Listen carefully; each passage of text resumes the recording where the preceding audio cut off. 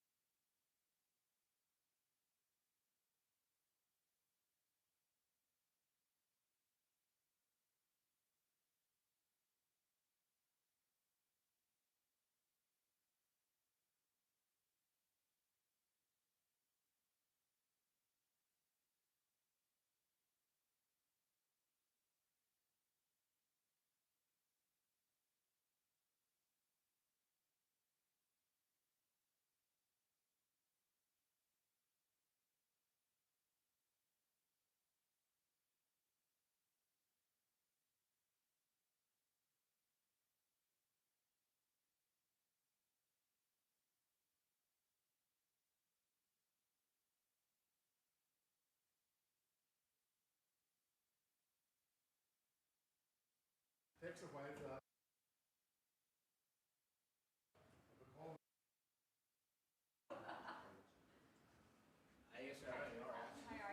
Where are we at, Hillary? No,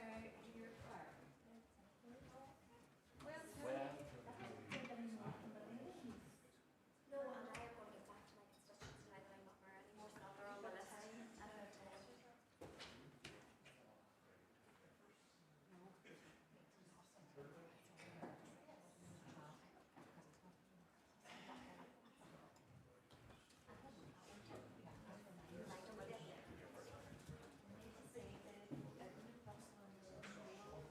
I'd be quite happy to go here. Oh, no, listen.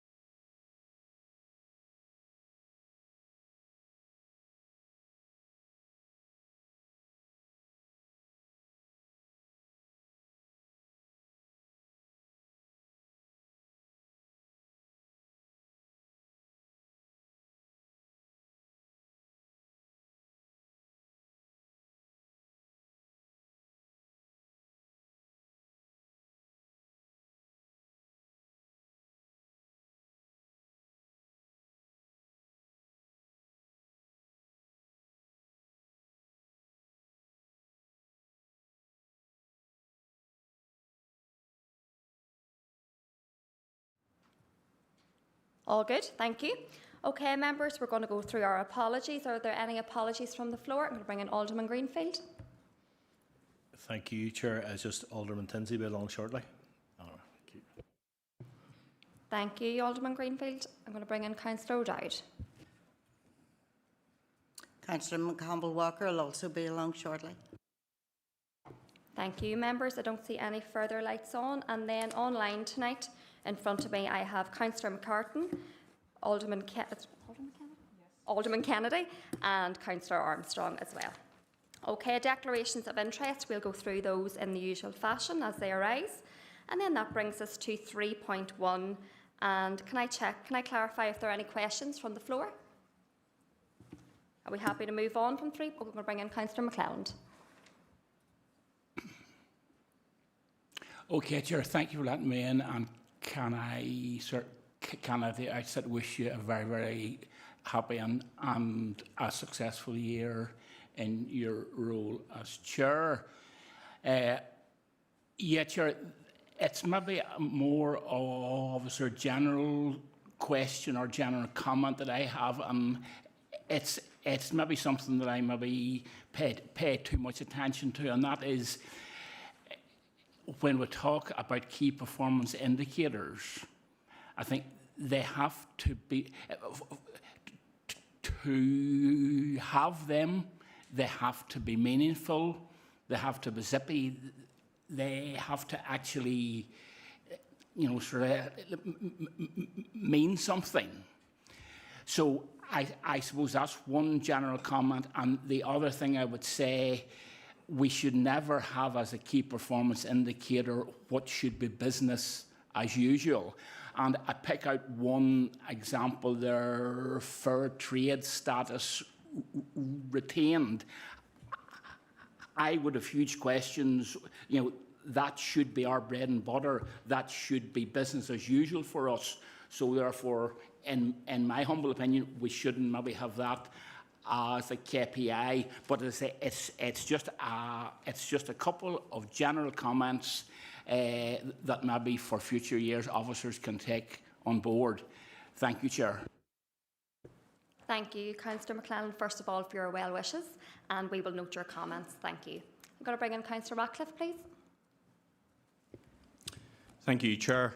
Could I just start off by saying it's fantastic to see Lisa Doherty back with us here tonight.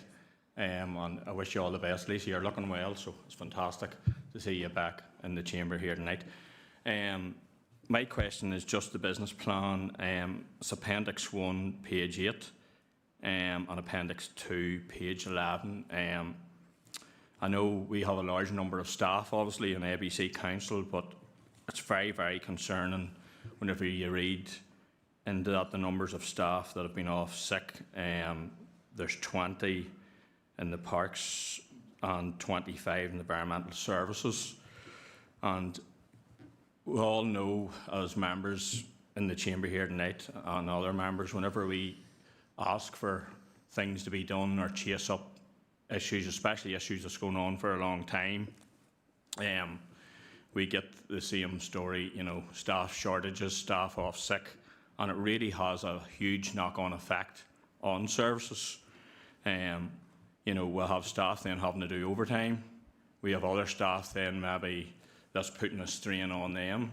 And I'm just really, really concerned. I think we need to really, really get HR involved, and I think it's a huge problem right across ABC. From what I'm seeing, staff seems to be in continual absenteeism is right across from what I'm hearing. I have an issue going on.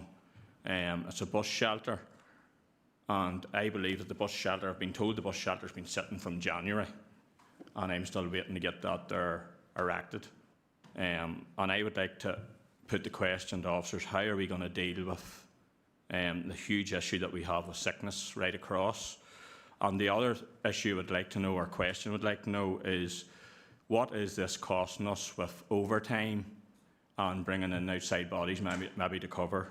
Because I would say it's a huge amount of money, and the incoming Lord Mayor actually had mentioned about wastage last night in his speech. So I think we have a duty to the taxpayers to try to reel this in and tighten it up. Thank you, Chair. Thank you, Councillor Ratcliffe. I'm going to take the other members' comments first, just in case they're similar, okay? I'm going to bring in Alderman Tinsley, please. Yes, thank you, Chair. And I have a number that I wanted to raise, a number of mine. I know there's a lot of good positive work going on. First of all, there's a lot of greens here, but there's also a lot of ambers and reds, and I'm not going to go through every single one of them, but there's just one or two that I would like a little bit of clarity on. And just following on from Councillor Radcliffe, one of them is about the managing of the sickness. Now, I have banged this drum I don't know how many times. Could someone please distinguish between long-term sickness and short-term sickness? Because sometimes what can happen is we can have one member of staff skew off in the figures. And that's why I'm always asking for that additional breakdown, because just in case that is, a factor in the red there. Now, let me see. Just so that's number one. Okay. Number two is we have had 4 quarters of amber with regards to the staff and structures. I'm just wondering now that we have moved into a new quarter, is that looking like it's turning green, or are we still going to look at that in another quarter for another amber? The other one that I was looking on was CPS 02. We had 2 greens and then we went into 2 quarters of red with regards to attracting users to our parks and open spaces. There was a customer satisfaction survey and it didn't come back very favourable, but yet with all they said they would visit our parks again. So I was curious to know why that went red. Is there feedback in that we could bring to members? And I am delighted later on to see a movement on our play park strategy, so maybe that will have another factor on that. Moving on then to CP1. I was curious on this one, and I should probably know the answer to this. But what are volunteer hours? Is that our staff going out and volunteering in the community? What is that? And why is that sitting on amber, that we're not on green with that? So just a little bit of clarity. The other finalised point that I wanted to ask on SL2 was comms and marketing plan developed. A little bit curious to know what's going on with that and why we haven't met the target on that one either. Thank you, Chair. Thank you, Alderman Tinsley. We'll come to those in just a second. I'm going to bring in Councillor Evans, please. Thank you, Chair. My questions have kind of all been asked, but I just note that it does say there's been a 17% decrease in overtime hours, yet the sickness level has stayed the same. Is that because long-term sickness has skewed that? And what are we actually doing to pick up, to cover that, if we've managed to drop by 17%? Thank you, Councillor Evans. And then I'm going to take Councillor O'Dowd, please. Thank you, Chair. Again, sickness is one of the main things that I have, mainly because when people's off sick, whether it's short-term or long-term, it puts major pressure onto other staff, which then their health and mental health will be affected. That's a real red flag to me, so it is. That would be one of the main ones. The other one is, and if Councillor Hawkey was here, or Hawkeyan was here, I'm sure you would have something to say, is the toilets. We know the issues around Lurgan toilets and toilets throughout the borough. That again, it's saying here that the percentage of the council maintained toilets clean as scheduled are 99%. I doubt the constituents that go into Lurgan Park, for example, would agree with that. It's just something that I'd like sorted. Thank you, Councillor O'Dowd. I'm going to bring in Alderman Berry, please. Thank you, Chair, and all the very best in your term, switching from one chair to the next, but very good, and it's also good to see Lisa back as well. Quite a number of questions and good questions, and all questions have been asked, but I just want to highlight Kinnago Marina and Clareglen Campsite maintaining their 4-star accreditation through the British Graded Holiday Schemes, and thankfully Gosford for the first time has achieved a 3-star accreditation, which is fantastic news. Given what all of them have come through, we have had meetings in the past, Madam Chair, in relation to Clareglen, and there are challenges there and some issues, and I would just like to maybe get a commitment tonight if the Cruiser DEA councillors could maybe have a regroup even on site someday at Clareglen, because there are some issues, as some of us know what has been going on there over recent weeks, and funding that was applied for and we didn't secure. We want to keep pressure on there because the toilets at the Far Car Park haven't been opened for some time. So whilst this accreditation is great, we as the Cruiser councillors would receive issues from constituents, and I'm delighted with this news. It's brilliant because it's a great site, as is Gosford, but it's always about keeping focus on those things. So I would just like to ask if we could have a DEA meeting on site someday to discuss the issues. Thank you. Okay, I'm going to pass to Jonathan then to shed some light. Yeah. Good evening, members, and first of all, thank you for all the questions, and it's great to see members' interest in relation to the work that is being carried out across the departments within the Environmental Services and Sustainability Directorate. There is a lot of good work, as members have recognised, across both departments, and again, that is delivered by our frontline staff. In that regard, I'm certainly happy to maybe pick up some of the comments in relation to the absenteeism, and then I'll hand across to Claire in relation to some of the aspects associated with the Climate, Sustainability and Parks Department. So certainly recognising the sickness levels across the Directorate, and that would essentially be the Environmental Services and Climate and Sustainability departments, as at the 31st of March in comparison to last year, has seen a 1.7% increase in relation to our absenteeism than at the same period last year. Members will note the average employee absenteeism across each of the quarters as outlined in the business plans, and essentially what we have within the Environmental Services, we have 307 full-time equivalent staff within the Environmental Services Department. I think it's important to note 72% of those staff had no absenteeism off during that period. However, as members have alluded to, the absenteeism is attributed more to long-term than short-term sickness, and certainly during the period we had a number of staff that had retired on ill health. Members will appreciate staff across both departments. We do have an ageing workforce, and unfortunately last year we did have a particularly high number of staff that had been off in long-term sickness, and that long-term sickness then resulted on in-health retirement, and that did have an impact in relation to the statistics during that period. Members, similarly within the Climate, Sustainability and Parks Department, actually what we seen was a 16% reduction in absenteeism compared to the same period last year, but again the absenteeism was a higher percentage of long-term than short-term sickness in that regard. And again, similar to the Environmental Services Department, we do have an ageing workforce there, and again, those were contributing factors. I think we have looked at this outside of our own organisation, and we do benchmark against both the public and the private sector, and we do look for data. And one of the data points that we've looked at is the UK Labour market reports, and it did note that sickness absenteeism rates are consistently higher, certainly for public sector, than from the private sector. However, there is an upward trend from 2022, both in the public and the private sector. So again, it's not an ABC organisational experience that we are experienced higher levels of absenteeism. It is across sector and across a range of different sectors.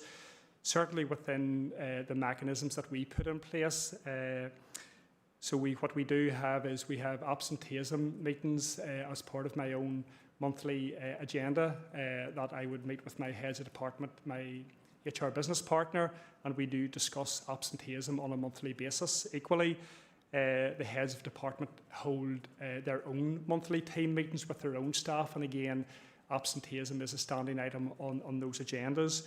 We also hold quarterly meetings, so we do review performance on a quarterly basis in relation to, I suppose, understanding the long-term sickness and the short-term sickness, and where possible, particularly on the long-term sickness, we do go out to recruit fixed-term contracts to cover that long-term sickness. So again, maybe to Councillor Radcliffe's point, in terms of covering the work that is being, I suppose, not being done by those staff that are on long-term sickness, we do proactively recruit for fixed-term contracts to cover those periods of long-term sickness. And equally, I think, and this is probably one of the most important pieces insofar as the line managers do regularly keep in contact with those staff that are off on sickness in terms of understanding the return to work, how we can accommodate a phased return, and how we can encourage those staff that are off on sickness, how we can encourage them back into work again through phased returns and making reasonable adjustments and so on and so forth. So there are mechanisms that we do proactively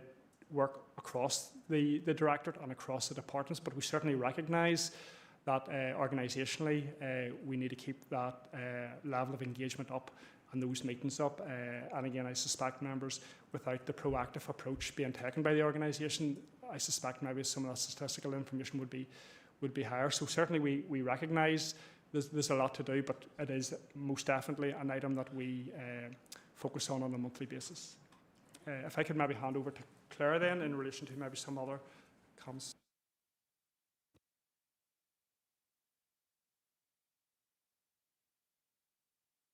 Apologies, Alderman Tinsley, I'll bring you in. Thank you, Chair. And I think it's useful maybe just to close this one off, maybe first of all, if that's okay with you. And Jonathan, and I appreciate that feedback, but I've been hearing this feedback for quite some years. And this is the reason why I have asked on numerous occasions to segregate long-term sickness from short-term sickness, because it's going back to what the other councillors raised. What demoralises a workforce is the employee that is just, let's call it, non-attendance at work. And you could nearly set a trend as to why they're not in their place of work.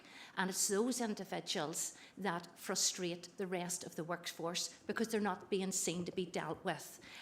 Those individuals that's often long-term sickness or because the majority of people are genuinely unwell, and that is, and that's not the people that we're raising these red flags with.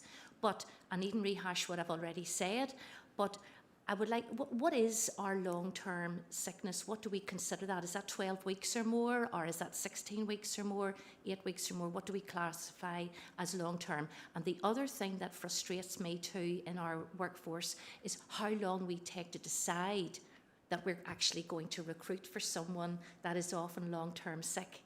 It's maybe just, I think, too long of a period of time that we decide before we actually go out for temporary recruitment. Thank you.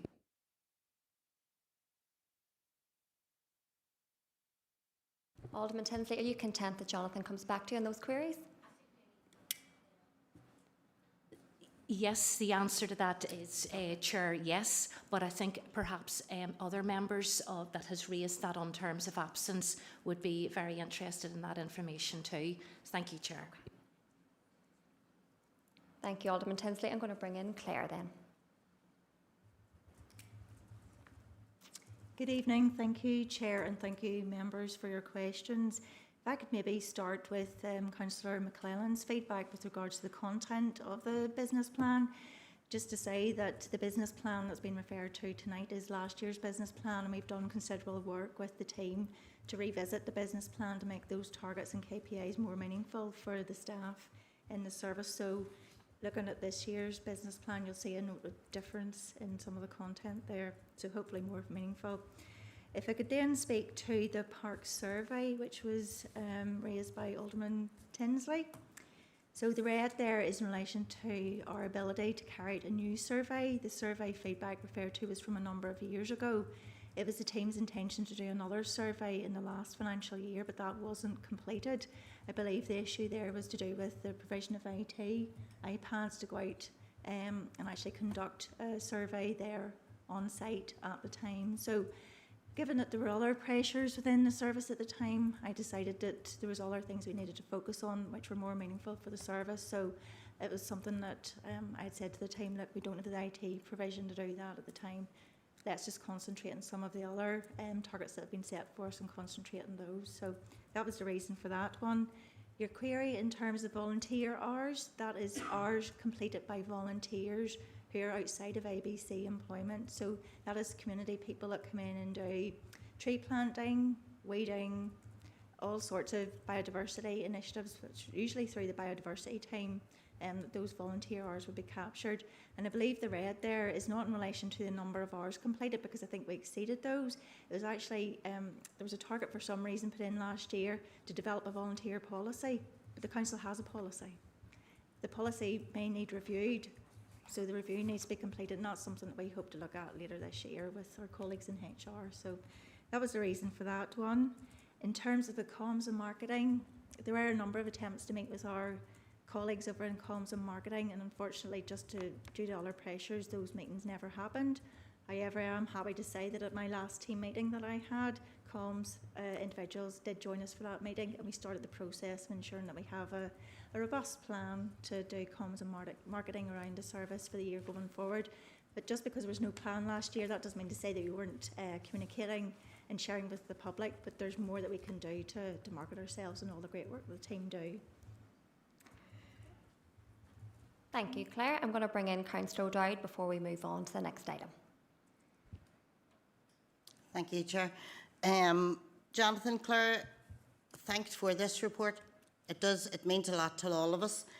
But there's one thing I'd just like to point out, and it's coming from me personally.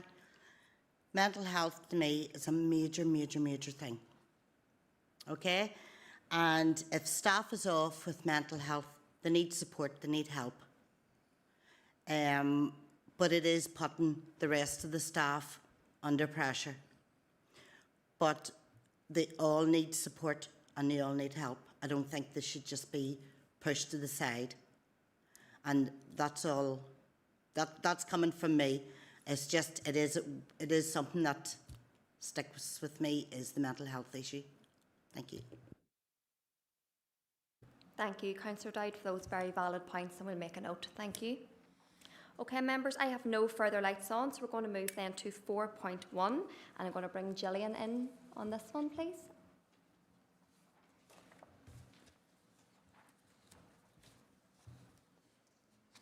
Thank you, Chair. Evening, members. Members, we take you to full control the appointment of a public analyst to the Council. This is a technical requirement of the Council to make this appointment. And so the recommendation for you this evening is that the named persons within the report are appointed as public analysts to the Council, and that's following the award of a regional contract to Eurofins Food Testing Ireland Limited following a procurement exercise earlier this year. So members, I recommend to you that the following persons are appointed as public analysts to the Council. Thank you. Thank you, Gillian. I'm going to bring in Alderman Tinsley, please. Chair, and I read this here, they're asking us to appoint it, but they're being appointed from the 1st of April. Does that mean they're already appointed?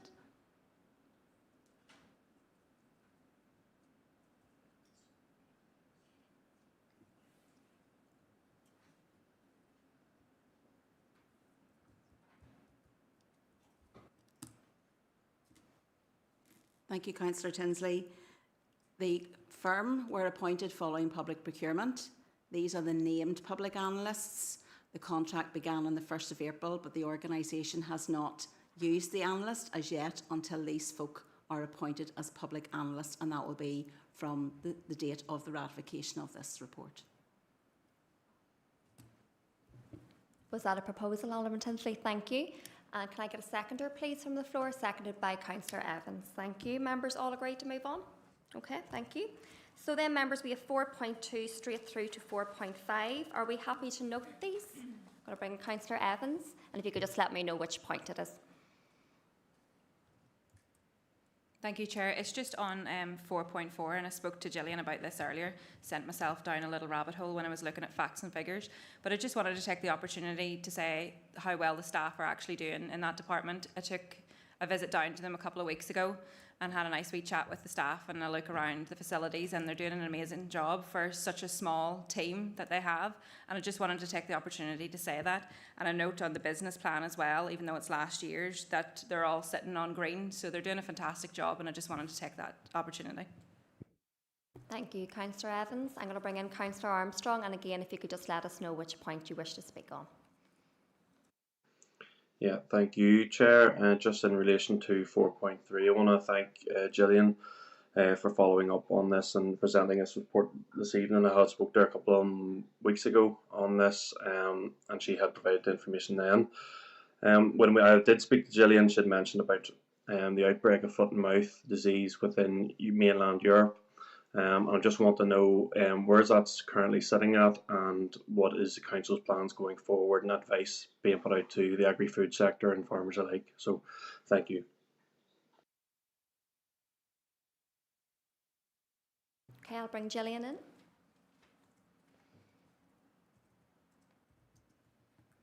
Thank you, Councillor Armstrong.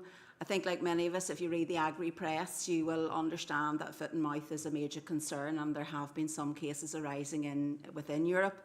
And as a council, we would be looking to DERA and any of the other bodies to guide us should there be anything. But I think really it's like everything, it's a watching brief and a careful watch on what's going on in the wider environment. And really, we hope that nothing like this will come to us again. But there's nothing particular to report other than I imagine those of an interest in this will certainly be keeping an eye and watching what's going on across the world and across Europe in particular. Thank you, Gillian, for that clarification. Members, I don't see any further lights on. Are we all happy to note? Okay. So that brings us then, we have 2 decision items on the table, and the first one, 5.1, Claire is going to take us through. Thank you, Chair, and thank you, members. This is a decision item and relates to 2 community events. The first being the Good Relations Family Fun Day in Portadown People's Park on Saturday the 9th of August, and the second is a cultural event in Lurgan Park on Saturday the 13th of September. Under the Council bylaws, I must present a report to you to seek your approval to have both events. The events are fully funded through TBUC. There have been no complaints about either event any other of the years that they have been hosted within our parks and open spaces, and there has been a screening assessment carried out, and I'm happy to report that there is little to no impact identified. So on that basis, members, it is recommended that you grant approval to set up event infrastructure and trade as part of 2 internal community development events, the first being the Good Relations Family Fun Day in Portadown People's Park on Saturday the 9th of August, and a cultural event in Lurgan Park on Saturday the 13th of September this year. Thank you. Okay, members, I need a proposer and a seconder. I'm going to bring in Councillor McConville-Walker, please. Thank you, Chair, and thank you, Claire, for that report. I'm delighted to see these 2 events coming up, so great work on the team there, and I look forward to see those playing out. In particular, the cultural event. I'm sure you're aware that their schools in this borough are taking part in the School of Sanctuary programme at the moment. In fact, my own school had our visit today, so we're keeping our fingers crossed that we'll get it. So it's great to see that these events are taking place in our borough, and I'm sure they'll be very well supported right across our community, so thank you. Councillor McConville-Walker, are you happy to propose? Yes, sorry, I thought I said that at the beginning. Yes, I'm happy to propose. Thank you. Thank you. I'm going to bring in Councillor Mary O'Dowd, please. I'm happy to second that. Thank you, Councillor O'Dowd. Members all agreed to move on then to 5.2? Okay. I'm going to bring in Claire. Thank you, Chair. This report has been before members previously this year and relates to Armagh Lurgan Limited Social Day for September of this year. So a decision is required in relation to the event, and last meeting there were a number of queries raised with regards to car parking and the location of the event. So as you'll see, those queries have been addressed in the report. The event will take place in the main event space, and any other clubs that generally use that space have been contacted and notified of the event. There will be an overflow car park, that was one of the other queries raised the last time, and there will be marshalling delivered in conjunction with the organiser and our staff to ensure a safe event. So with that, members, it is recommended that committee grant approval for the Armagh Lurgan Limited to set up event infrastructure and trade as part of Staff Family Social Day in Tullochmore Gardens from 8 AM to 6 PM on Saturday the 6th of August this year. Thank you. Thank you, Claire. I'm going to bring in Alderman Moutry, please. Thank you, Chair. Huhtamaki are a large employer in Lurgan, and I would be happy to propose it, and I hope they get a good weather day. Thank you for proposing. I need a seconder, please, members.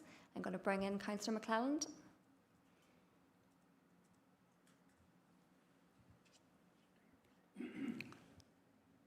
Yes, okay, Chair, happy to second. Thank you. Lovely. Thank you, members. All happy to move on? Okay. Item 6 then, we have no correspondence, so I need a proposer and seconder to go into committee, please. Proposed by Councillor McClelland, seconded by Councillor Evans. Thank you, members. Members and online viewers, in accordance with Schedule 6 of the Local Government Act, we will now be moving into a confidential session of the Council. This means that we will be turning off the public feed of the meeting. This will be returned when the meeting is then restarted. Can I ask the ICT officers to please turn off the feed and confirm with me when the confidential section of this meeting can proceed?